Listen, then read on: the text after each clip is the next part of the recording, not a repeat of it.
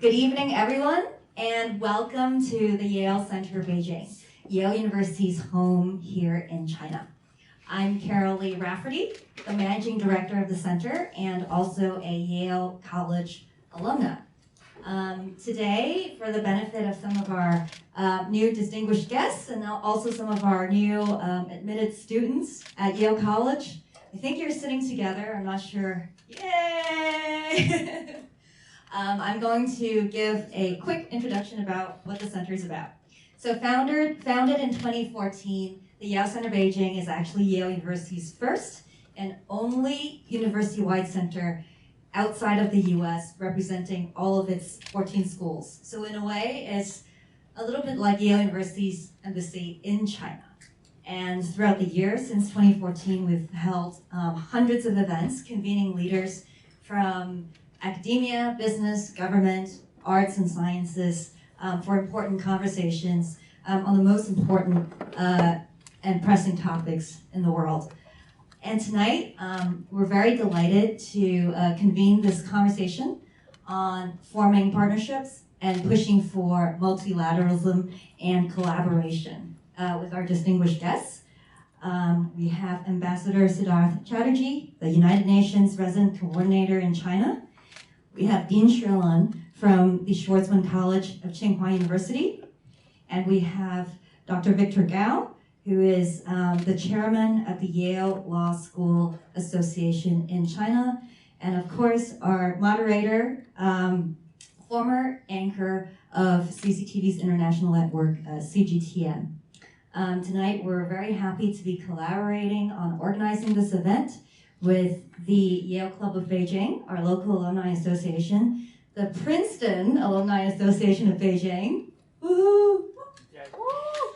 And the ambassador with his tie, and the Harvard and Harvard Kennedy School Clubs of Beijing. Yay! See, we're very open platform here. We welcome all of you. And I'm going to give a brief introduction of all of our distinguished guests as well. So Ambassador Siddharth Chatterjee, he was recently appointed as the United Nations Resident Coordinator in China and presented his credentials to President Xi at the Great Hall of the People very recently. He is, well, as a resident coordinator, he is the highest ranking official in the United Nations Development Program, as well as the highest ranking representative of the UN Secretary General in the country and reports to the UN Secretary General. In the past 25 years, he's been a senior diplomat at the United Nations, at the Red Cross movement, and he is a 3-time TED Talk speaker, as well as a regular contributor to renowned international and Chinese publications. He is a graduate. He has a master's degree in public policy from Princeton University, as well as a bachelor's degree from the National Defense Academy of India. So let's welcome him. Today we also have Lan Xue from the Schwarzman College of Tsinghua University, which is also a very close friend with Yale University in many ways. Lan Xue was, before his role at Schwarzman College, a distinguished professor and dean at the Tsinghua School of Public Policy and Management. He was instrumental in launching the school and in propelling the school into a top-ranking public policy program in the region. He also acts as a senior advisor to the government of China, the State Council, to distinguished institutions such as the Harvard Kennedy School, and he also served as a non-resident fellow of the Brookings Institution and is in the leadership of a number of advisory councils with the United Nations University Council, as well as the Leadership Council of the United Nations Sustainable Development Network. Thank you. Let's welcome him. And we have Dr. Victor Gao from Yale University. He has 2 degrees from Yale, a JD from Yale Law School, and a master's in politics, political science from the Yale Graduate School of Arts and Sciences. He was a high-ranking official with the Ministry of Foreign Affairs and served as the English interpreter for the late Chinese leader Deng Xiaoping. He has been a leader in many corporations in investment banking and private equity, and he's a frequent contributor and commentator on international and Chinese media. So let's welcome him as well. And today we're delighted to have our moderator, Mr. Rui Yang, with us. He is not new to the center, as he has moderated a number of events here, both as a CGTN anchor, as well as now as founder and CEO of his company, international media company Smart East. So I'm just going to tell everyone about the format of tonight. We're going to have a approximately 1 hour long panel discussion, and then we'll open up the floor to Q&A. So without further ado, let's welcome all of our distinguished guests and start the discussion. Thank you very much. Thank you, Carol, for the nice introduction. Very substantial and informative. Quite honored. Good evening, ladies and gentlemen. It's a big honor for me to be invited to host this meaningful dialogue at the Yale Beijing Center on Globalization, excuse me, and multilateralism. The dynamics of globalization is based on clarity of rules and our understanding about it. A beneficiary of the old world order, China says, however, it respects the authority of the United Nations and multilateralism. But how should we interpret a fair play and good execution of the rules really depends on whether or how much we share the same mistakes in the commonwealth of co-prosperity. We all care about terms that may best serve our national interest. Enduring challenges do arise under the global impact of protectionism, populism, and unilateralism in recent years. The vibrancy of digital technology in the global supply chain has complicated the old roadmap. What was taken for granted is called into question as we see a quiet shift of wealth and influence from a skeptical West to a confident East. Emerging markets, or G20, promise to replace the old regime of G7. Politicians and policymakers start to redefine rules of the game. We need to have a convincing world leadership, but its credibility becomes a huge given. How do we define multilateralism based on the functions of the United Nations, and how should a rising second biggest economy and other catch-up ones fit into this framework? Is the vaccines of COVID-19 a blessing or an obstacle for a free flow of capital, human resources, and technology? Today we are pleased to have this panel. Now, first of all, let me say a few things about Sid, a distinguished speaker sitting next to me. I was able to interview 3 of your heads, the former UN chiefs, Dr. Boutros-Ghali, Mr. Kofi Annan, and Mr. Ban Ki-moon.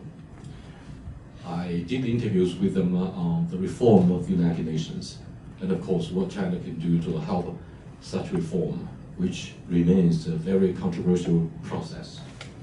Today, however, multilateralism, as one of the landmark questions we face today, needs to be addressed by you to start with. So we all expect him to give a 10-minute opening speech. Thank you. If you don't mind, I'll stand up.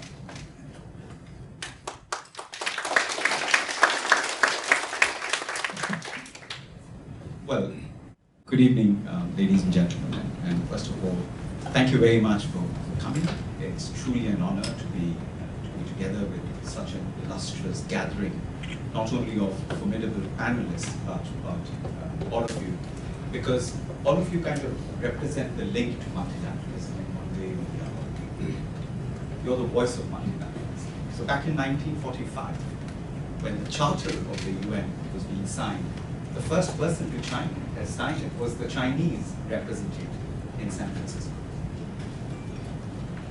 So the vision of President Truman then with that charter was to make sure that the United Nations becomes a bridge to social interaction, a bridge to humanity. It allows for firmament of people, dynamics, social cohesion all coming together. Because we've been through two major wars. And coming out of those major wars was deep suffering. The economies of Europe were completely wrecked. Countries that were under colonial rules were forced to get into this fight which was not their own. So there was many things that happened that ensured that there was a vision that the United States had. So on that count, let me start by commending one of the founders of the school I attended, formerly known as the Woodrow Wilson School for Public and International Affairs, was Woodrow Wilson himself, who had that articulation and that vision. Now what happens is that as the world has come out of the Cold War chapter, there was a time of great rebalancing, there was a time of great integration, and we suddenly saw that here in this country where I stand, in 1979, where the per capita GDP was $180, that transformation, that great leap in 4 decades, challenges the orthodoxy of economics. It puts a lot of the economic perspectives on its head. It rearranges the ecosystem of the way we think about global growth, about development, or inclusive growth.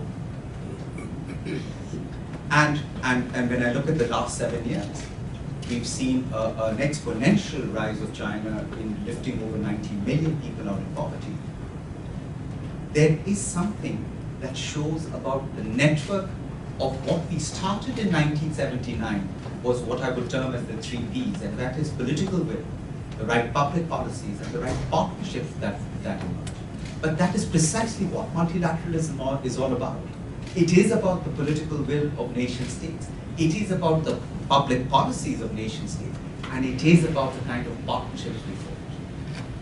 So, I believe the last 10 years was a period of great challenges, incredible challenges. We came out of the Millennium Development Goals in 2016. We started on the journey of the Sustainable Development Goals. And today we are in a race to achieve the SDGs, which is by 2030. That race will not be won unless everybody's got a stake in that game. That race has to be inclusive because the very principle of the Sustainable Development Goals is about leaving no one behind. But what COVID-19 did was it struck the world like a bolt of lightning. And in 2020, we saw the contours of inequality emerge between the most developed and the most underdeveloped, between countries within countries.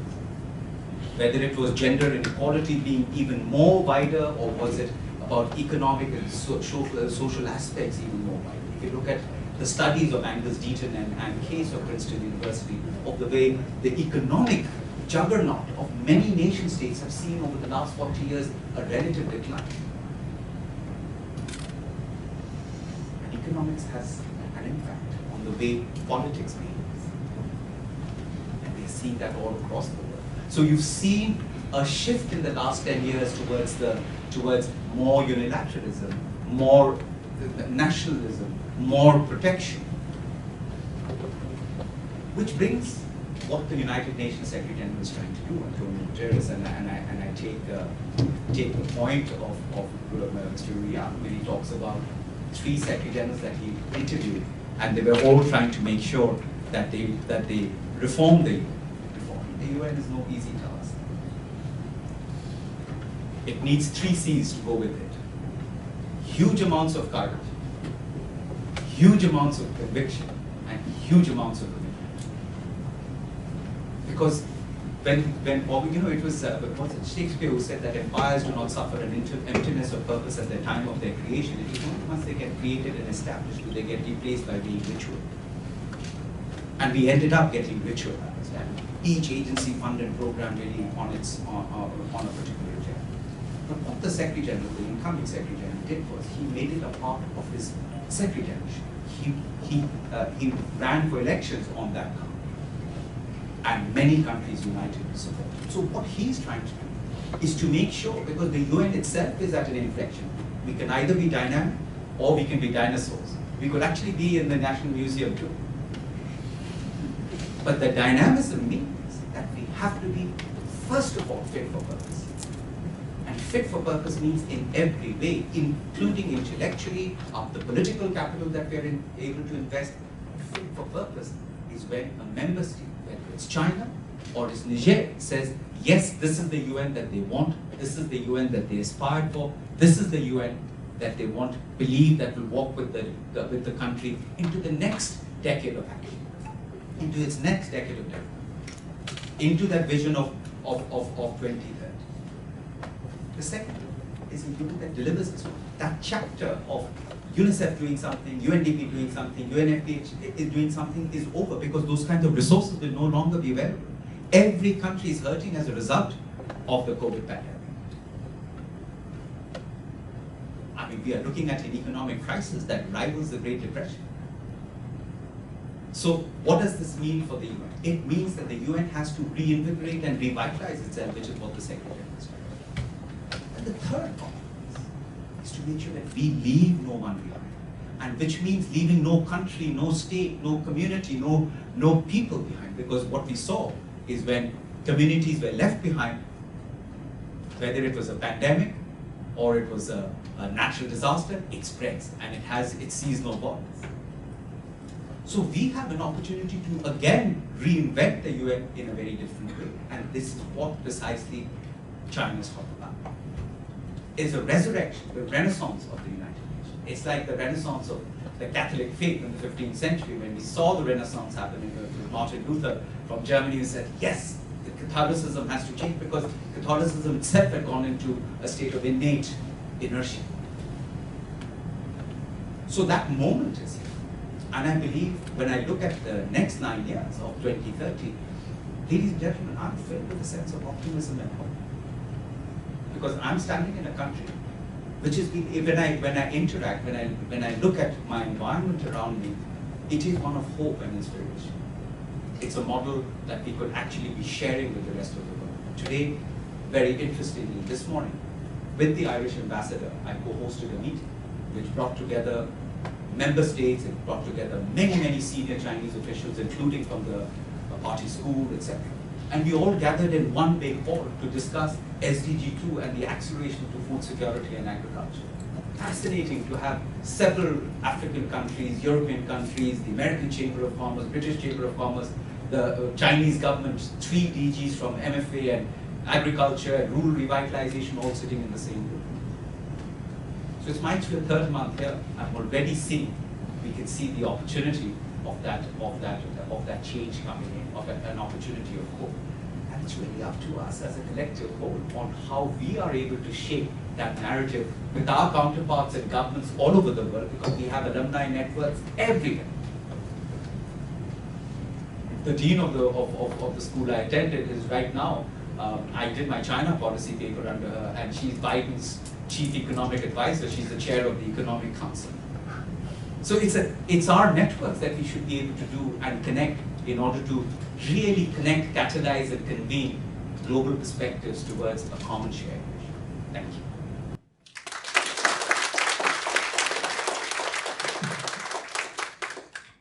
Thank you, Sid.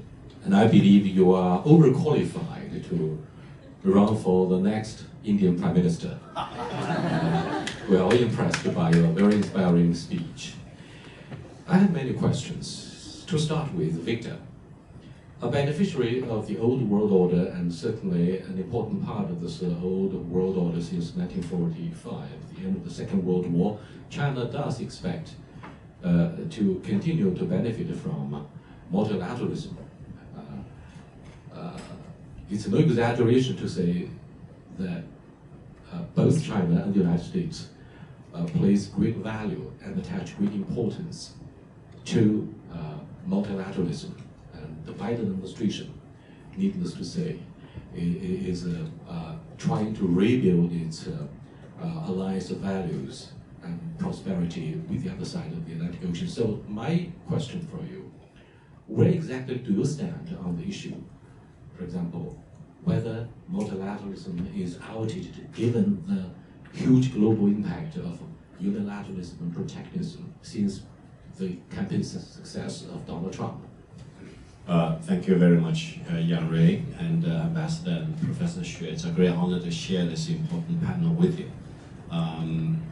I think China earned its place at the United Nations and its Security Council back in 1945. China was one of the most important founding members of the United Nations. And then back in 1971, China resumed its seat at the United Nations. That's again a very important day in China's history. I would say when both China and the United States presented their signed documents to the United Nations Secretary General for the Paris Climate Change Accord, that was one of the most important and happiest day for mankind as a whole. And when the United States withdrew from the Paris Climate Accord under President Trump, it was one of the saddest day for mankind as a whole. And it gives me reason to be more optimistic now that the United States is back at the Paris Climate Change Accord under President Biden, because it bodes well for mankind as a whole, as well as for China-US relations, because at least these two most important countries can have a meaningful cooperation on international front under the United Nations headed climate change cooperations. Now, China is a big supporter of the current international order. And this is very important because lots of people in the United States failed to understand this very important thing about China. China does not want to rock the boat. China wants to support the existing international order. And it will be very unconstructive if the United States wants to jump the boat from the existing order as we understand it and try to recreate another order which we do not know. So first of all, I think China and the United States need to work together to make sure that the international order that we have today are maintained for years, if not decades, and if not even longer to come. And China and the United States need to get along with each other, whether they like each other or not. I've come up with a firm belief that to live and let live is the only right thing and the only logical thing for China and the United States. They do not need to love each other or like each other, but they need to live and let live. That is, China needs to live, and we need to let the United States live, and the United States needs to live and let China live. That's the minimum thing for the world today, and that's the foundation for multilateralism. If one country wants to put itself on top of all the other countries, or if one single country wants to put itself on top of China, it will be a very chaotic world. And it also gives me hope to see that Ambassador Chatterjee is here as the highest ranking UN officials in China. For your information, very quickly, I'm a family of the United Nations. My wife is a permanent staff member of the United Nations. I used to work with the United Nations Secretariat in New York. Our two daughters attended the UN International School in Manhattan. So if the ambassador needs a volunteer in Beijing, I'm always ready. Thank you very much. Victor, good for you. Your wife is a permanent employee of the United Nations. It means most of the time when you are doing shopping in New York, you can do it duty-free. So UN does have you save a lot of money and energy, of course. Professor Xue, what are your comments on the importance of multilateralism given the challenges arising from unilateralism and protectionism? Well, I fully agree with what Victor's point of view, that we need to support and strengthen the multilateralism. But let me also say that the multilateralism at its current state is not enough. We need version 2, version 3, given the challenge we face. So I think you mentioned about the UN reform. Let me just take the one example of the WHO. That I think this pandemic really revealed, many weaknesses in the global, public health system. And I think I was told that the WHO's budget is less than a research hospital in New York. Can you imagine? So I think that indeed we need, to strengthen the current multilateralism. in many, many ways.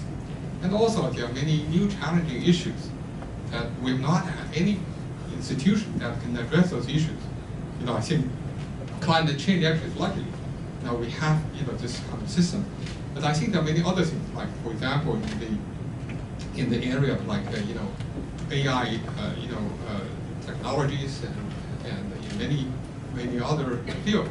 So we actually need a lot more institutions that be created and be strengthened. So I think that I support the multilateralism the current way, but also that's not enough. We need to do more to strengthen the system. Thank you, Victor, and Professor Xue. You've put a lot of interesting points into your own individual perspectives. Let me get back to Sid, with a clear focus on two most important multilateral bodies since 1945, World Bank and IMF. Now, since there are no signs indicating clearly that the trade war, if any, between the United States and China is receding seriously, do you believe that the process of increasing China's voting powers at both the World Bank and the International Monetary Fund will be will come to a halt? The old world financial order is actually based on the United States currency, US dollars. But given the separation of US dollars from golden standards in the early 1970s, the United States is still, US dollars is still viewed as the most important reserve and global payment. Do you think the current tensions between the two biggest economies threaten to suspend this process, that China will have a more important say, a voting power, for example, in the special drawing rights, the basket that gathers all the major currencies above the sovereignty of the individual nation states? So, like any other institution, the Bretton Woods also need to go through a dramatic reform. So whether it's the World Bank or the IMF, but therefore we are also seeing the emergence of regional banks like the Asia Development Bank, the Africa Development Bank, the AIIB. In fact, I had the AIIB recently join the UN country team as a member, because it's again an example of multilateralism at a regional level. So, like everything else, we cannot. The problem with institutions is over time they develop inertia, and once that inertia develops, deep roots come in, and therefore the change becomes difficult to happen. So I think that change is absolutely mission critical to happen, including like the UN, the World Bank, and the International Monetary Fund. But to me, the US and China represent hope to the world. Their coupling represents hope to the world. They're coming together and bringing the best. Today when I look at this network of US-educated Ivy League schoolers who are influencing the public policy space at every level, China's own growth would not have happened had it not been for that knowledge that allowed China's human capital to also develop from. There was someone asked me, who said, how would you best describe China's progress? I said, it's MPH. So the M stands for meritocratic. You could be from a remote village, but if you've got the talent, you can still get to wherever you want to. The P is pragmatism. You embraced all forms of knowledge and allowed it to get into your research, into your technology, and the H was honesty. So you moved your economy through an MPH process and kept it moving. And I think when I look at the US and China, when I look at my own self, I come from a family that was displaced. My country was partitioned into three. My father had to flee from one part of the country to the other. The fact that I had an opportunity to get into one of the top schools gave me an opportunity and opened up doors. I really believe that our role should be to look at where those points of convergence are, and it's the time, for sure, where we can actually make a massive difference. It's rebuilding economies and getting the US and China to help the rest of the developing world come out. It's coming together around health. And this time at the Bonn Forum, there were 4 weaknesses observed, or 4 deficits, which was an outcome of the 2030 agenda. The first deficit is a health deficit. The The second deficit is a digital deficit. The third is a green deficit. The fourth is a infrastructure deficit. What about the trust deficit? Right, I'm coming to that. I just wrote a piece about that, and I said there are two deficits that underpin these two, and one is a trust and one is a deficit of multilateralism. But you know what? It's people who help to develop trust. It is the people-to-people connectivity that we have to help develop trust. Frankly, and I'm saying this with every emphasis at my disposal, that the next 10 years will see a much better upswing in relationships across the world. I'm quite confident.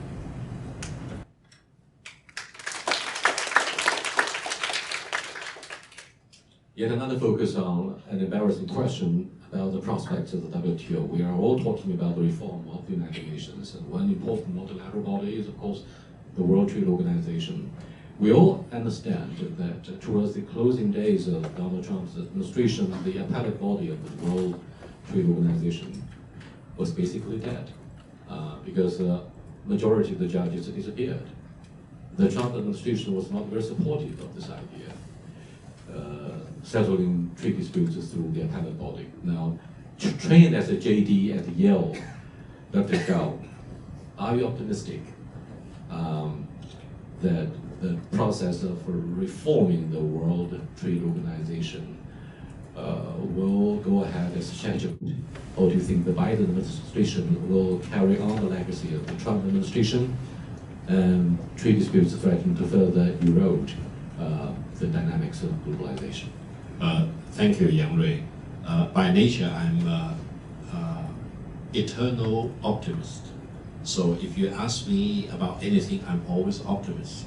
I'm always optimistic. That's by my nature. Now, number two is that before answering the WTO, I would say in the medium and longer term, I'm very optimistic about China-US relations because I know for sure, and I can bet my house with you, that with the passage of time, the current hostility in Washington against China will eventually mellow down.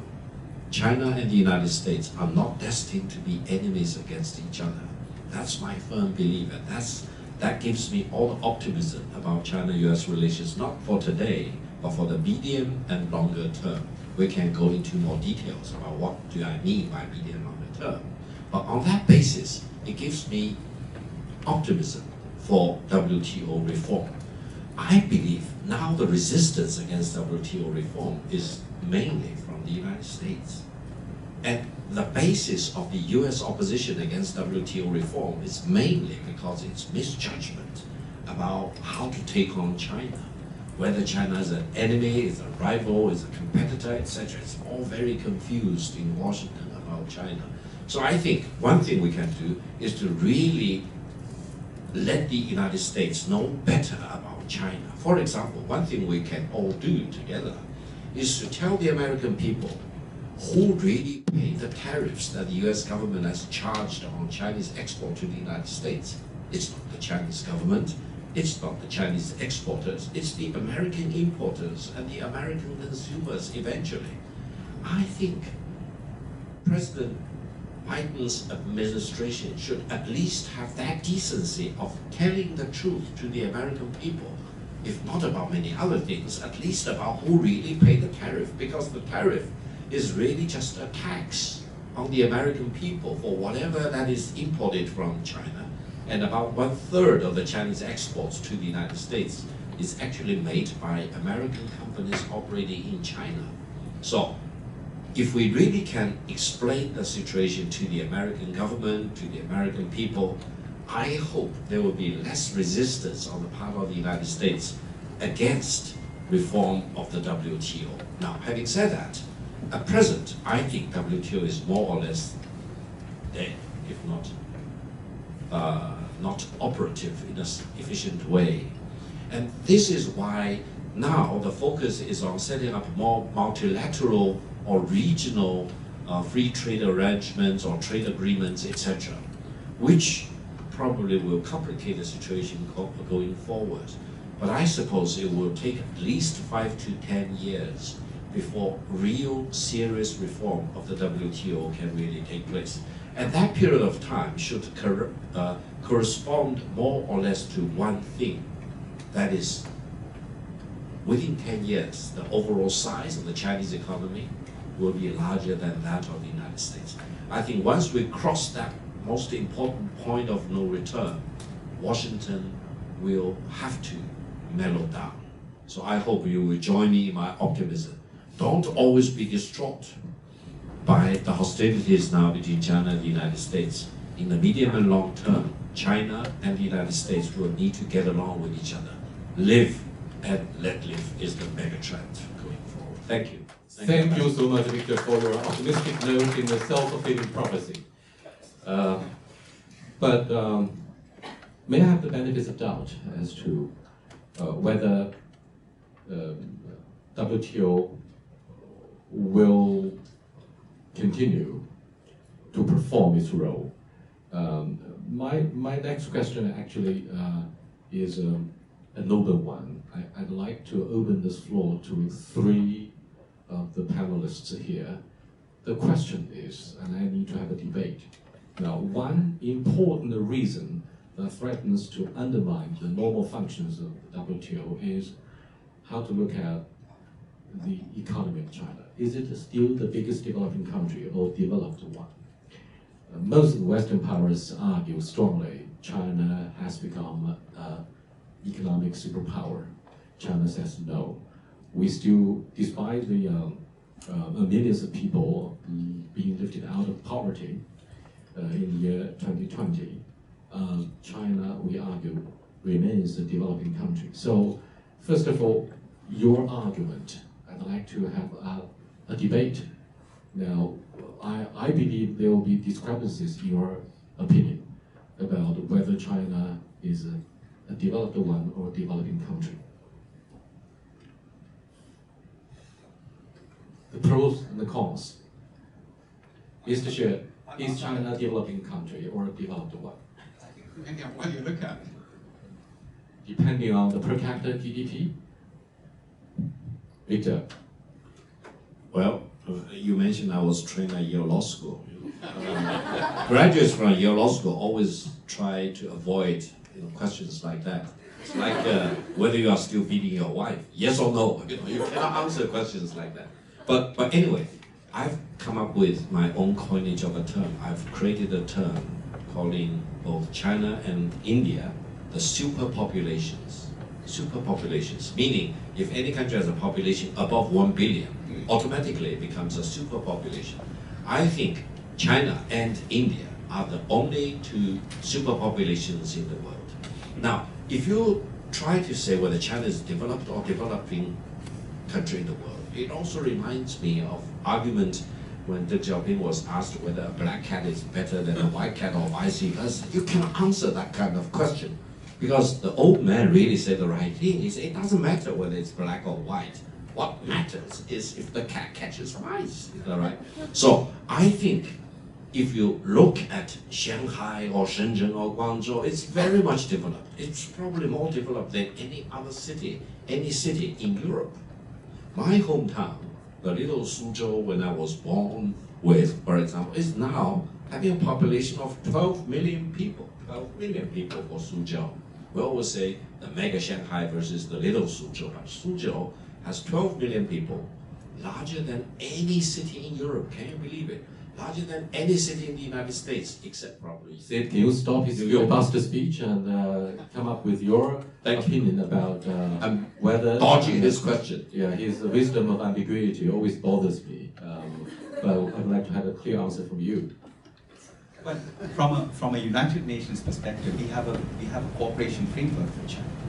And it's a cooperation framework which is from 2021 to 2025. It's called the United Nations Sustainable Development Cooperation Framework. And this is being discussed with the government. The government itself acknowledges that there are three strategic areas here. People and prosperity, the planet, and partnership. The government is keen to make sure that while we have made significant gains in removing people out of abject poverty, an external shock like a natural disaster or an economic shock should not take away those gains, which means we still have a lot of work to do to get into the remotest parts of China, making sure that we make sure that the infrastructure, the socio-economic infrastructure is robust. So there is work to be done there. So let's say that China today is the point where you say $12,000 per capita GDP is really kind of putting you into the developed country space. Frankly, in my view, it should be in the space of $20,000 to $25,000, which is where it will go to in the next 5 to 10 years. He's absolutely right that China will go there. And perhaps the next 10 years will define that economic strength and might of China, when we can actually say with absolute confidence, now we've had a census which has just come out, that no person is below a particular per income level.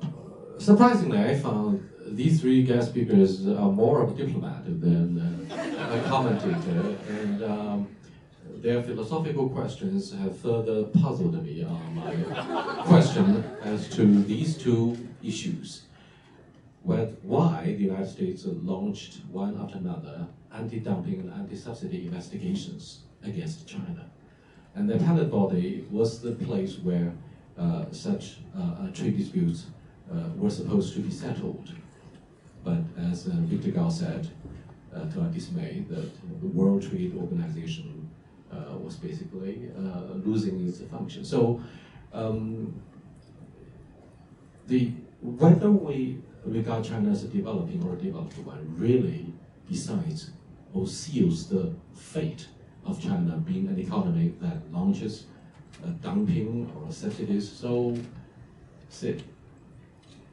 To me, the WTO is work in progress, without a doubt. I mean, that it is precisely because there was a level of, should I say, that the same inertia that we are talking about. And that is why the WTO really needs to be rewired. And I think therefore the ambition with which both China and America come to it is absolutely critical to make sure that the newly appointed WTO Director General is given the leeway and the space to be able to re-emerge and reinvigorate the WTO. It's a great institution, but it needs reforms. Without those reforms, it is not keeping up with current. I mean, if we are learning tensors analysis and we realize that geometric progression in calculus has advanced to space, and if we are still learning tensors analysis, then we are caught in a different place. I think that's where WTO is. It has to make that great leap forward in terms of its intellectual capital as well, and this is what the new Director General of WTO is trying to do. Now the issue of unilateralism. Since the Biden administration was sworn in late January, Professor Xue, to what degree do you think this newly elected Democratic president would change the Trump administration's policy of populism and trade protectionism? Because in this particular area, we're going to see divergence or convergence of our stakes. China always says loud and clear, we are a big fan of multilateralism, and we take side with the United Nations, and we are on the right side of history. I think we're still patiently, watching to see what's happening. I think at the moment, I think that certainly, I think from the officials from Biden administration, from their what there's the remarks and so on, that indeed there seems the intention to do that, but at the same time we are not seeing the actual sort of movement. So I think that that's what I think we're watching for. And of course, I think it's understandably that the 4 years of Trump administration has generated a lot of sort of poisoned the atmosphere, and also has generated a lot of sort of bad initiatives there. So that may take some time. But at the same time, I think that we are really looking for some political courage. I think what Sid said, that can overcome those initial and then really coming out to fulfill, to do what they claim to do. That's what we're looking for. A question for both Victor and Sid, as to on what side will the European Union stand on the issue of multilateralism, since the EU does not see eye to eye with the United States on most of the issues that the Biden administration is seriously concerned with, and therefore there's the likelihood that President Biden will try to align itself again with the Europeans in pushing back the alleged assertiveness of China's rights this is a little bit sensitive for Sid, but Victor, you are notoriously known for being evasive and dodgy. Let me have a clear answer about whether the European Union will take the right side. First of all, EU itself is a product of multilateralism, and I believe it will remain a multilateral institution. And I hope it will remain a force for multilateralism rather than unilateralism, because if EU shifts into unilateralism, it will destroy EU itself. That's my firm belief. Secondly, I think multilateralism in what sense? That's important. Because if you talk about economic and trade, definitely I hope and I believe EU will remain a very important factor for multilateralism.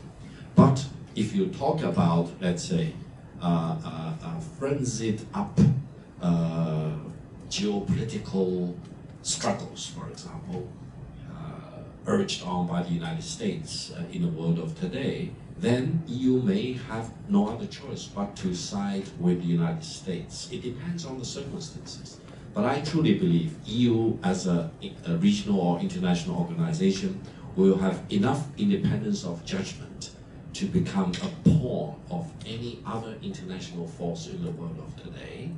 And China needs to really keep very good relations with EU as a whole and all its constituent member states.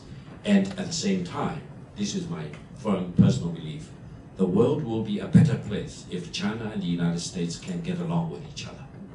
And if any force wants to distance China and the United States, that force should be a very unhealthy force, and none of us, I hope, will have anything to do with that. I hope you will agree with me on that. Thank you. But I'm afraid there are major leadership changes in the political landscape of continental Europe following the Brexit.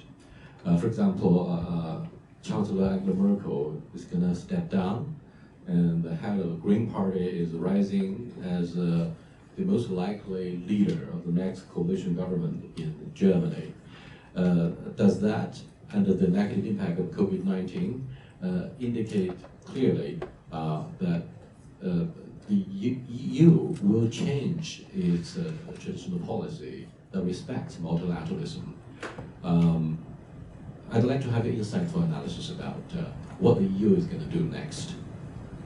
Well, I wish I had a crystal ball, I would have told you that. But I feel that the EU does represent a strong spirit of multilateralism. I've interacted with them today. I mean, I've come out of a meeting this morning, and you should ask DG Bupang or the DG from agriculture or the DG from rural revitalization.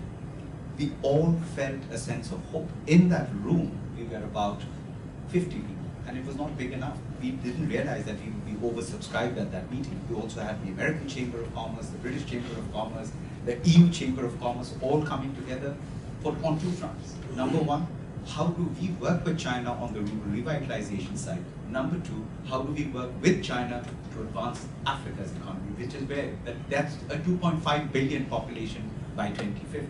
It is going to be the market of the future consumers and producers. With the rest of the world aging, which you call in demographic terms an echo, a demographic echo, you will need the new markets. It's there. There was a united voice that came out over there.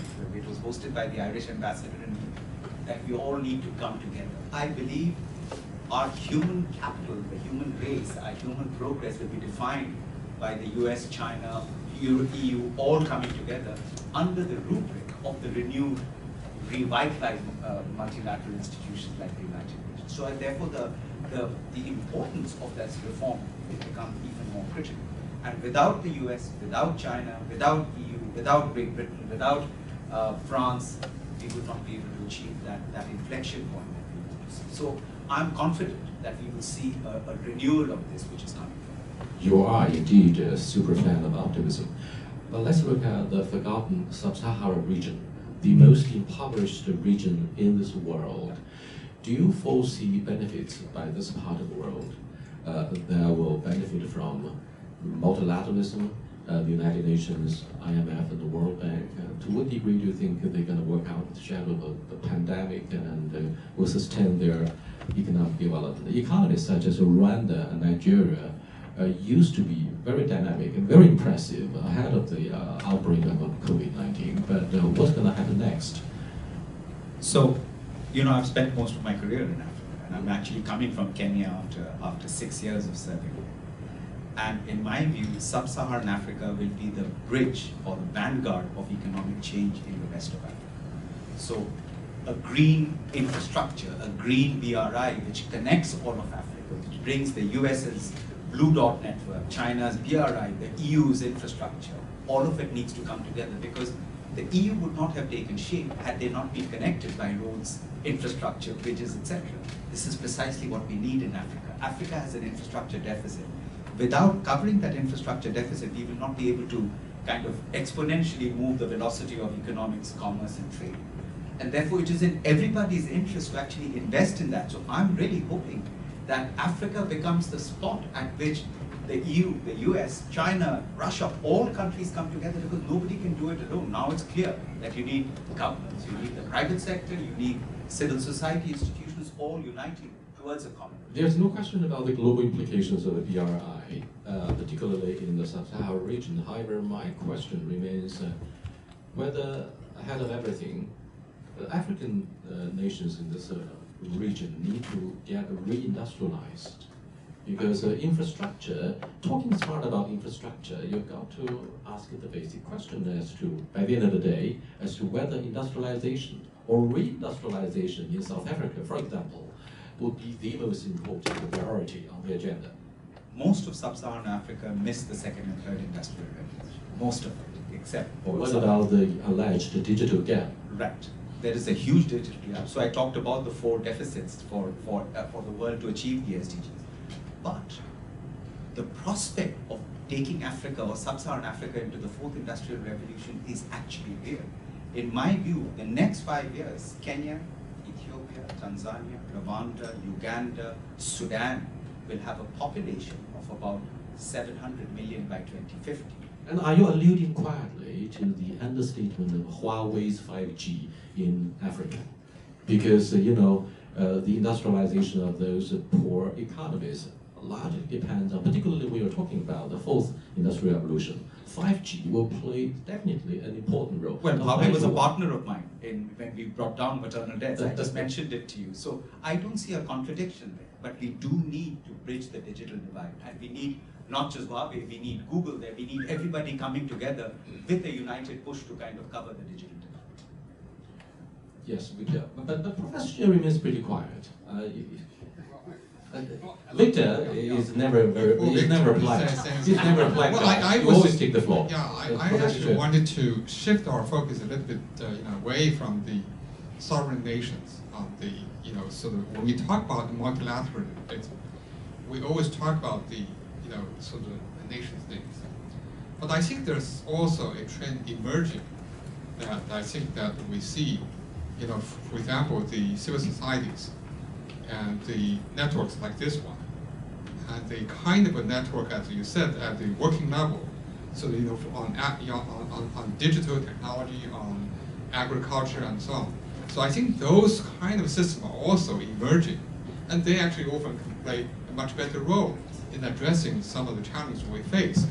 So I think that, I think many people who study international relations probably know the term so-called the regime complex. That is, for the same issue, you have many different governance systems. Some of them are actually are linked, and there are some hierarchical relations, but in many they don't. So I think that we need to strengthen that type of multilateralism to supplement the failures by these nation states multilateralism. I think that's what we actually we should really focus on, and particularly this group, I think that can play that role. So I think that's where I think that we need not to forget about that part of multilateralism. So Victor. Well, I agree with the ambassador and Professor Xue. Let me just share with you one thing. You may remember back in the early 1980s, the small population of Hong Kong, at that time it was much smaller than the 7 million people now they have in Hong Kong. People in Hong Kong at that time had more fixed line phones than mainland China combined together. Can you believe it? you can see China was really very much disadvantaged in the early 1980s. It is similar to Africa today, but I believe, using China as an example, if the African brothers and sisters can get their acts together, if they can maintain stability, if they can avoid war, if they can focus on building up their connectivity, infrastructure, etc., they need to do a lot of things. The disadvantages today in Africa can actually be transformed into their advantages for tomorrow. And this is my firm belief for Africa. If you look at the younger generations of the African population, the vast resources and the very enriched endowments for Africa, both in population and natural resources, you name it, they just need to get the right act together. So, I've always been thinking, if Deng Xiaoping did not re-emerge in China in 1978, but re-emerged, let's say, in India, then India should have been about 5 times larger than China today. Now, if there will be one Deng Xiaoping emerging in Africa today, 20 years later, Africa could be equally as big as China is today. So, let's always hope for the miracle to happen, and we need to have the right miracle. As a matter of fact, any person sitting in this hall today can be a rainmaker in Africa. You can really bring the right thing, the governance, the wonderful ideas, the importance of stability and innovation and creativity to Africa. And the ambassador will be a very important bridge from China to Africa and from anywhere else to Africa. But the only problem, Victor, Africa is not homogeneous. It's a heterogeneous entity. It's got different governance. What is needed is how does the UN system work in those respective countries in order to make sure that the governance structures, both in the upstream level when it comes to the public policy space, but at the implementation side. That's why I gave you this example, that in 2014, even within the UN, there was a lot of opposition to us partnering up with the private sector, but results matter. And when this happened, even the government of Kenya stepped back and said, oh my God, actually these relationships work. And they opened up space for the United Nations, which we were not allowed into because these were pretty unstable, fragile areas. And it's transformed these places. If you look at their, I mean, it's like an economic juggernaut of change. There's a road which is built from the port of Lamu all the way to Addis, financed by the European Union, the Africa Development Bank, the government of Kenya and the government of Ethiopia, built by a Chinese company, on budget and in less time. That road changed the lives of people that lived along it. We did a cross-border program with Ethiopia. It's online. If you just Google Kenya, Ethiopia, United Nations, you'll find several studies which have been done on it. That one road was significant enough not only to reduce conflicts, but suddenly brought mutual trade prosperity along the border. And that is exactly what Africa needs, because the Africa is targeting the Africa Free Trade Area. So the governance structure will be the African Union, while each state, like the European Union, will retain its, but the African Union has to be strengthened, just the way the European Union, just the way the ASEAN. We need a model of that sort coming out of the Africa. Many examples of regional integration are actually based on the success of the European Union and its regional economic integration. However, ironically, with the Brexit of the UK, I don't think other economies would still follow the example of the European Union. Therefore, the weaknesses of the African Union. Having said this, let's look at the role of other players in the game. For example, are you sure, Sid, Professor Xue and Victor, it is the governments of sovereign states that play the vital and pivotal role in the process of globalization, or actually it's the multinationals, the overseas multinationals? Now, when we look at the importance of global supply chains, it is giant players such as Huawei, Facebook, Twitter, SoftBank. I mean, these global players threaten to replace the traditional ones of individual governments. Do you think that it is these big companies that will seal the fate of human beings? Actually, I see them as an advantage. They would actually complement the work, and that is what, when I talk about the renewal of multilateralism, I see the giants like Huawei and Tencent and Google all coming together to work with the United Nations, work with member states to advance the global prosperity agenda. And that is why technology cannot be decoupled. I think there will be 5 areas, and let me put this out there, which will be critical for human development and global prosperity. The first is the space of artificial intelligence, absolutely necessary.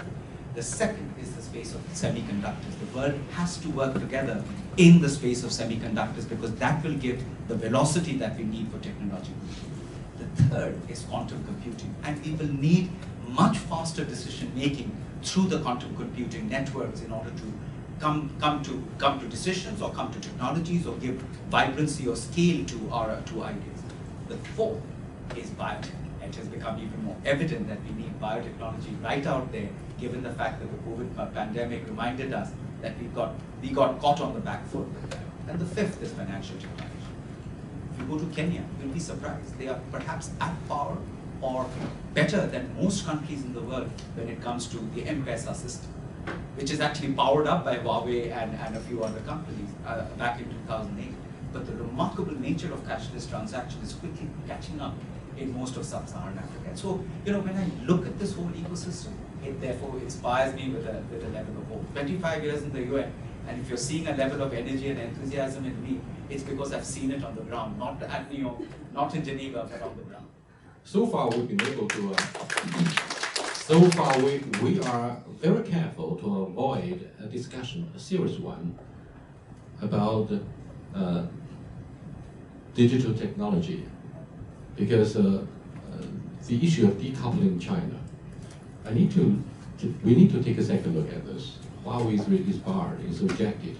So when you Sid, the ambassador, shows optimism that Google, Huawei, Tencent, Alibaba are likely to come together, may I have the benefit of doubt? The shadow of the Cold War is a sensitive issue, but Professor Xue and Victor, what do you think of ideology? Do you think China can be accepted when we look at the sustainability of globalization? Or do you think everyone is trying to redefine globalization? Professor Xue. Well, I think that, first of all, I share Sid's optimism about technology, but I agree with you that indeed, I think the nation states can serve as a way to promote the collaborations and technologies, but also can block the collaboration. So I think what the U.S. has done by sort of building on sort of ideological divide, and actually has the potential to disrupt the global supply chain, the global innovation systems, and I think the potential cost for the world is huge. So I think that's where I think that we need to watch for, and also to see in what ways that can be changed. Because otherwise, I think that Victor has said that the cost, so the trade barriers, the cost of that was bear by the U.S. general public. But I think the disrupted the supply chain, the cost will be borne by the entire world population. Victor, how likely will the global supply chain be sustained? Well, it depends on the time frame you are talking about. And it depends on China-US relations. Why? Because I believe, you also mentioned ideology. I think I have confidence in the American people being a very pragmatic people. And I think they are being hijacked by some politicians in the United States who really see China as a competitor or a rival, etc. Why?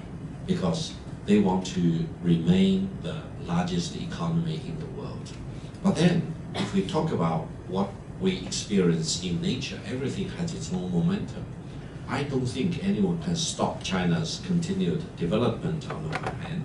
So I think one big thing that needs to happen in the world of today is for Washington to sooner or later come to terms with the prospect and the imminent reality that China will have a larger economy than the United States. It may happen, very soon, in 5 years, or less than 10 years. So this is the time frame. Now, in this period of time, and I'm afraid that in the coming 4 years or so, it will get worse. Lots of people in Washington will start worrying their heads off about the size of China gaining upon the United States, etc. But eventually, see, there will be a crucial point of no return when the Chinese economy surpasses that of the United States. And then in another 12 to 15 years, the size of the Chinese economy will be about twice as big as that of the United States. By then, rest assured, America as a government, the American people as a people will mellow down. They will accept a larger China as a matter of fact. They need to deal with China as a matter of fact. And China-US relations will become more normalized. There will be less hostility in Washington against China. And that will give rise to a better environment when the so-called ideology will be less important and the bifurcation of technologies between China and the United States will be much less of an objective for the United States to pursue. And I think what the ambassador is talking about, a more integrated world involving key areas of technology, will eventually prevail. Mankind should Victor always develop as a prefers whole. to bring us back Thank to the you. US-China relationship. That's the key of everything we talk about. Size does matter, but one size cannot fit all.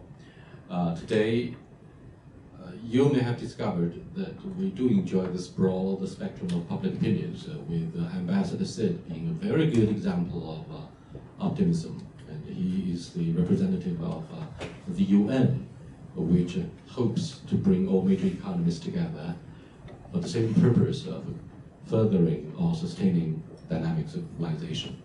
I thank you so much for your very convincing, informed opinions on the issue of multilateralism and the role of the United Nations, which of course need to be reformed through collective effort. Next, I'm going to give the floor to Carol for the Q&A session. Thank you to all of you and Mr. Yang. And now we're just going to open up, and please just raise your hands. This is sort of like a Yale, Harvard, or Princeton classroom. So yes, please, and please press on the microphone continuously to ask your question. Hello. And please introduce yourself very briefly and ask your question. Okay. Hello everyone. I'm a junior high school student from Beijing, and thank you for your wonderful panel talk. I really learned a lot. Well, my question is about the pragmatism of multilateralism. For me personally, multilateralism looked like and somehow utopian notion, the idea of all for one and one for all. But we also see the huge gap between the ideal and the reality of unilateralism, the powerful discourse of populism, and generally the failure to realize the long-existing blueprint of the multilateralism. So my question is twofold. First, in your opinion, what hampers the full realization of multilateralism? Is it information asymmetry, lack of political will, or something else? And second, how should multilateralism itself evolve so that it will be more realistic? Thank you.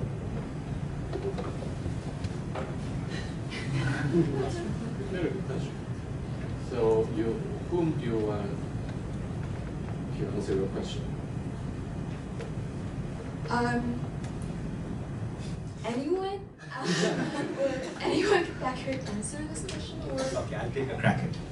And it's a brilliant question. And this is precisely what the kind of intellectual questioning that we need from young people who are going to be influencing the public policy space, because finally you will be in that space soon, not too far away, and 10, 15 years you will be making those decisions. It is about nation states, and it is about nation states coming together at a converging point, just as we did in 1945, when the world came together after the two great wars. It is about political will at the outset. It is about people demanding that political will be in place so that the world converges. We have three imminent crises right in front of us. Climate crisis, a health crisis, and an economic crisis, which we have to address collectively. We can't do it, or each one can't do it on its own.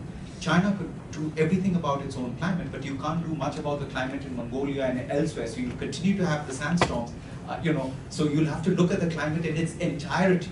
So the climate, the impact of climate of the US or Europe is having an impact on what's happening in Africa or in the low island states, where more and more of global warming is causing sea rises and there are islands which are disappearing. So it's interconnected. With that realization in mind, with just these three, it's good enough for the whole world to come together, because this is an existentialist crisis which confronts everybody. Nobody is safe until everybody is safe. Allow me to give a shot at your question. It's a very important question.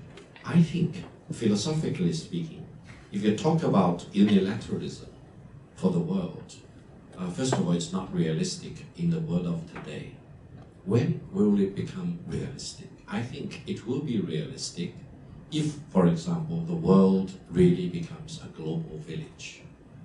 Because that's the future trend for mankind, to eventually we all belong to the same global village. By then, multilateralism will be less important and less material, and unilateralism will probably be more important. Now, in the world of today, if you have a repetition of the Trump administration, which wants to put America ahead of all the other countries, as if America first, meaning all the other countries last and least, who wants to accept a world order like that? Any other country can say Britain first, or France first, etc. That will be, by its nature, a world of disorder and chaos. So, I think multilateralism of today means, as the ambassador correctly said, there are challenges which no single country can handle on itself, for itself, or by itself. There are challenges which are challenges for mankind as a whole. And all the countries, people of all countries, need to be united to deal with these challenges. I always imagine if, for example, there will be an alien invasion of the earth, then the world will suddenly and abruptly become a global village. And multilateralism will be out of the window, and unilateralism under one single united global leadership, maybe under the United Nations, and at that time maybe Sid will be the Secretary General, who knows, will be the best way to deal with that menace. If you look up at the sky to see whether there is an alien invasion, it will be a bad thing, but it may be the stimulus for unilateralism for mankind as a whole, but that may never happen. So we need to live with the world today. We need to deal with multilateralism. That's the only right megatrend for mankind as a whole. Don't try to do anything with unilateralism. That's a dead end. And I can say this to people in Beijing as much as I can say that to people in Washington. And that's the only right thing for us to say. Thank you. Are you saying that multilateralism is in itself very realistic? Before the other two distinguished panelists answer your question, I think multilateralism is only realistic if you do not have political forces like President Donald Trump. Because otherwise, if these dangerous forces become the president of not a banana republic, but of the United States of America, a permanent member of the Security Council of the United Nations, that will be a recipe for disaster.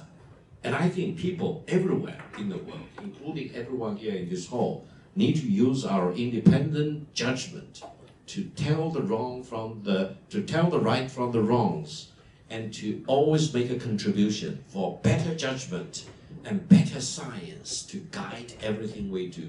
In that sense, I believe multilateralism will be the only right thing. And I hope when you get admitted to any one of the three schools, and I hope it will start with a Y, you will be a good inspiration for mankind as a whole. Thank you. Yeah, I think I wanted to pick up something from your question. I think you mentioned about information asymmetry. I think that's something that that's been missing, from this discussion. Why there's such a strong populism around the world? Why this unilateralism but I think because there are indeed a huge sort of population in the U.S. in many parts of the world that really do not have the right image, right sort of analysis of the what the costs and benefits of the multilateralism. So I think that the one thing we should not forget about is the role of media in presenting the the reality, the world, the story to the world. So I think maybe it's a good time for us to turn the table around to ask Ray a question. How do you view sort of the narratives that's been going on for many years? In what degree that those narratives actually poison, the general public's mind, on multilateralism? I think Victor has poisoned most of our minds by pointing his fingers to Donald Trump, who unfortunately represents grievances and complaints of those white deplorables and rednecks in the Midwest, Wisconsin, for example, those who have lost their jobs in the Midwest and they're in the Rust Belt. Now, this is not just a lonely island itself. It represents a mega trend of the middle class whose jobs are being outsourced in the process of globalization. So by pointing our fingers to Donald Trump, I think you threaten to oversimplify a global issue. So the narrative of globalization or multilateralism actually depends on how we deal with the job market. Because hallmarks of globalization include free flow of ideas, capital, technology, human resources, or free movement of labor resources. Now, if you continue pin hopes on the role of multilateral, the overseas multilaterals, then those white deplorables would put yet another Donald Trump into the White House next time, in the next campaign. So your question on the issue of an evolving multilateralism actually depends on how we redefine globalization. Now, that's an open question. I'm not very optimistic about the gathering momentum of multilateralism because we see such formidable detrimental force of unilateralism and trade protectionism in electoral politics. Not all economies live in a country like China, where political will of central government says everything. So competitive democracies, competitive politics will continue to deliver one Donald Trump after another. And they are the black horses that will undermine, definitely, the process of globalization. They are the crippling force. So I would say, and I have to put this straight up, that the United States still presents itself as a beacon of hope for humanity, without a doubt. I mean, a lot of who we are today was that those 3 years or that 1 year that we did a graduate program, it opened up our windows, our eyes to so many networks. It allowed us to interface, connect. And I believe in every emphasis and with every feeling within me that China and the US will be the global changers for global goods. They will reshape the global destiny of humanity. So our conversation needs to be, how do we make it work, rather than looking at all the pitfalls in our way. And frankly, as the United Nations, I hope, and together with all the alumni sitting here, that we could actually become those bridge builders, that we could actually open up a new narrative which talks about convergence rather than conflict, that talks about dialogue rather than in detriment, which talks about cooperation rather than frittering out into our different domains. So I think this is where our opportunity really is to converge together and to look at this relationship, because this relationship is not just important to China and America. This relationship is important to the entire world. Can I get a question from this side of the room? We'll have you next. We'll have you next. Thank you for this great learning experience.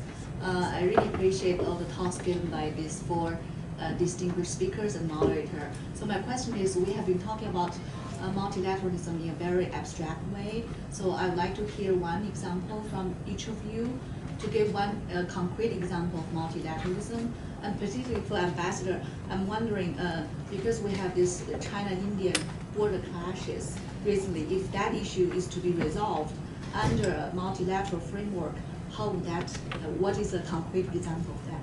Thank you. I'll give you one example of the success of multilateralism: the eradication of smallpox at the height of a Cold War. Many of the people were not even born at that time when smallpox was around. And it was eradicated because all the major powers came together and said, we have to get rid of this disease.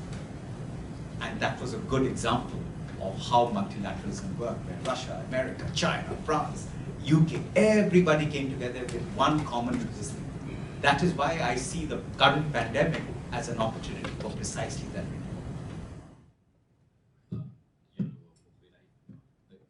I agree with the ambassador. Allow me to mention another example. I was interviewed 2 days ago by BBC about how China looked at its proposed international cooperation about the pandemic. And I said one thing, and allow me to repeat that here for your benefit. I said the world community need to come up with a better, improved early warning system before the outbreak of the pandemic, because we now already know that before the pandemic was reported in Wuhan, there were lots of instances in different parts of the world, which now, with the benefit of hindsight, we can do the scientific research, we can do the tracing back, and we suddenly know that they were actually related to the COVID-19 virus. Now, if mankind had a better system to detect and report such cases in a timely way,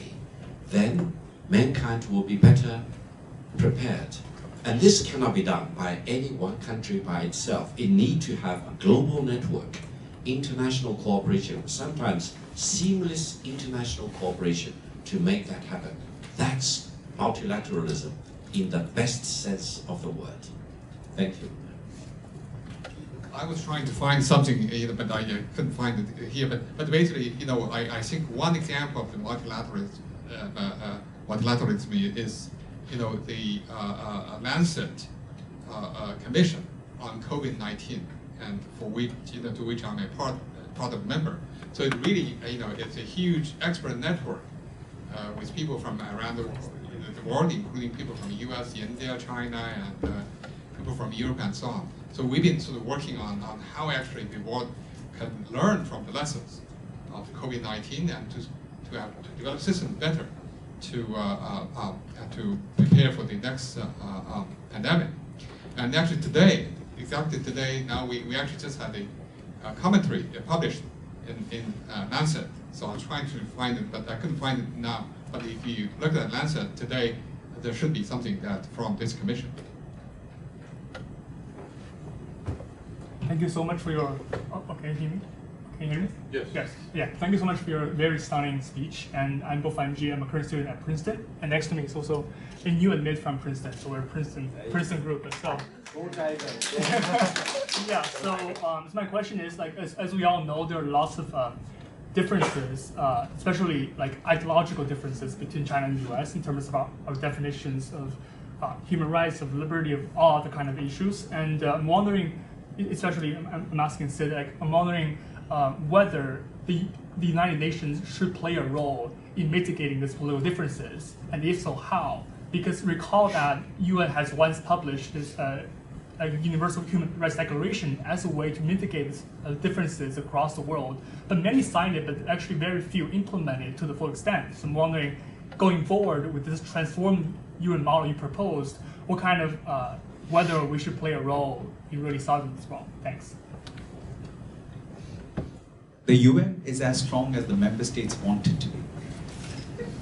And that's the bottom line. And therefore, the role of China, the role of the United States, of Russia, of the Permanent Five is going to be absolutely critical in making sure that the Secretary General is not only given the tools to making sure that the reforms and multilateralism work, but given the authority to be able to do it.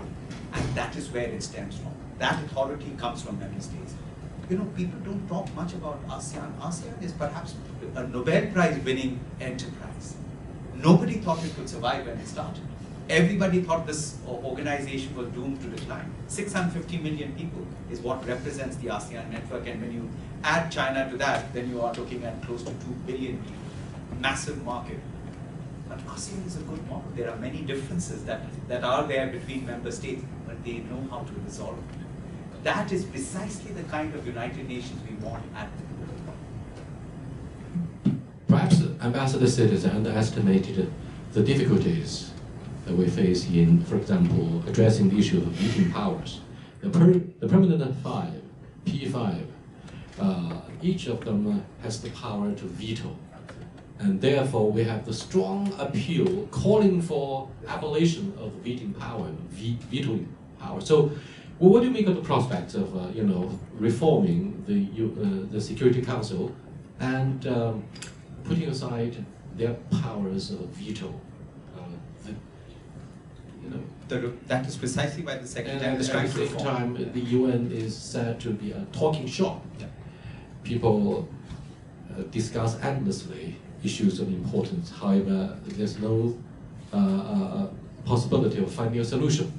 So, look at what happened during the Cold War between the former Soviet Union and the United States at the Security Council. It's always the exercise of vetoes. Right. I agree, and that is why the UN has to be reformed. The Security Council has to be resolved. It's an absolute necessity. And I'm glad that China is speaking out about the importance and the renewal of multilateralism, and one of that will be the reform of the Security Council and the entire peace and security structure. But what is most important here is that we actually have an opportunity that despite all the differences, there are children being immunized in different parts of the world where actually we are close to ending polio. That's because of multilateralism working. We are making sure that many countless children who were trapped in poverty and as child soldiers are being lifted out of those situations. People are having better access to water, better health, better education. The world has improved, and that is because of multilateralism. Had it not been there, it would not have happened. So essentially what this means is, can we now go to the next level of human prosperity, as I talked about the three crises that we are confronted with, a health, an economic, and a climate crisis. We have to come together. And this is where I feel the renewal of the UN system, the security structure, the Security Council, all of it becomes absolutely critical. So I hope as we journey towards the 2030 agenda, this continues to happen. Among all the uncertainties concerning the future of the United Nations, I believe one promising job that enlightens us about the prospects of the UN is the use of blue helmet forces, the peacekeeping forces. China is one of the P5 that contributes most of the peacekeeping forces.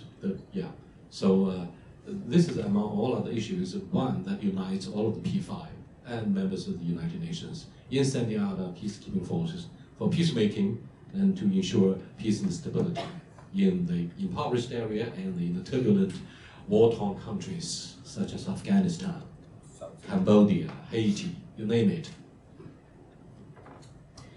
We'll have, yeah.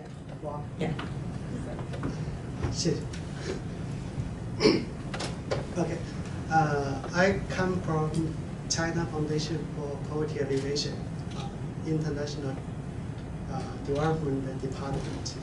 So I starting from 2005, we are responsible to the Indonesia tsunami. So for the past 16 years, we already implement projects in 16 countries. Now we have 3 overseas offices in Nepal, Myanmar, and Ethiopia. So we have raised 267 million RMB and benefited 1.3 million people overseas. So what my question is, I want to get the panelists, 3 parties, the advice, because now China, the government already established the South-South Cooperation Funds with the aim to help the developing country achieve the SDG in the earliest time. And they also encourage Chinese NGO sectors go abroad. So we are encouraged to go abroad. So we want to help the developing country to achieve the SDG in the earliest time. But the challenge is we have lack of the experience to work in the outside world, China, and we also lack of the international rules, regulations like that. So I want to get your advice how to help the Chinese NGOs to better their, to get involved in the international development cooperation.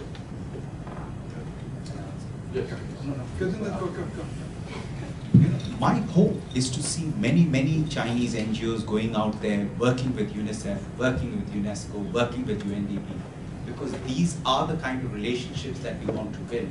Like the United States has the Peace Corps. I call the Peace Corps the Marines of Humanitarian Action. They've done outstanding work throughout the world. They've gone into the remotest villages. I hope to see many more Chinese grad students getting out into the world over there, interacting with people, because that is how you build people-to-people connection. And that is part of what I would term as humanitarian diplomacy, reaching out to people and communities and staying with them and doing this. And by the way, many Chinese companies actually do that, go and live and work in many of these places where people are. For the civil society organizations such as yours, it becomes even more important that we see you much more active, but also making sure that you're not doing it out of a sense of charity. That's where the problem in Africa is. It's been too charity-driven rather than really building up the capacities of society. And as a result, we keep them in a state of dependence. There are many examples, South Sudan, Congo, many of these places which are constantly fragile, constantly in a state of dependence. We have to change the development model. We need to rethink how we work with those communities. So therefore, partnerships, again, a multilateral approach at a country level is going to be important. So I would really encourage your NGO, get in touch with Chinchin. She's from UNICEF, and she'll actually connect you with the UNICEF offices there, because they do a lot of work in building up the capacities, or with Lan Xue here, who's from UNDP. They can actually help you with getting you up to those norms and standards and using you as a partner in that. Well, that's precisely what I was going to say, that probably join some sort of international network and partner with some international organizations. But also, I think, given that the Sid mentioned about the capacity building, I wanted also to mention something that I used to work for, serve on the board of IDRC, Canadian International Development Agency. I think that the IDRC is basically, I think it's as an aid agencies, it's really supporting the research capabilities of developing countries. So it's really sort of capacity building in developing countries. I think that's probably, I think that you will get a much, in a way, much more leverage of the money you spend, and also have a sustaining sort of impact locally. Yeah, I think that's the way probably you can try to think about. In fact, you've just given me an idea, and Lan Xue and Chinchin, what we should be doing is looking at Chinese NGOs that are planning to go abroad, and let's work with them in building up their capacities here. Let's give them the best advice and guidance before you actually go. So spend 2 to 3 months. We will make sure that across the UN system, we will give you some lessons, so that by the time you get there, we will also connect you with networks on the other side. So that you can count on me. That you've actually given me an idea today. Well, actually, our time is up, but on that note, I just feel very optimistic and thrilled that the Yale Center Beijing has become a platform for ideas and conversations, and I want all of us to give a warm round of applause to our audience, but especially our very distinguished guest and moderator for this conversation to be continued. Thank you.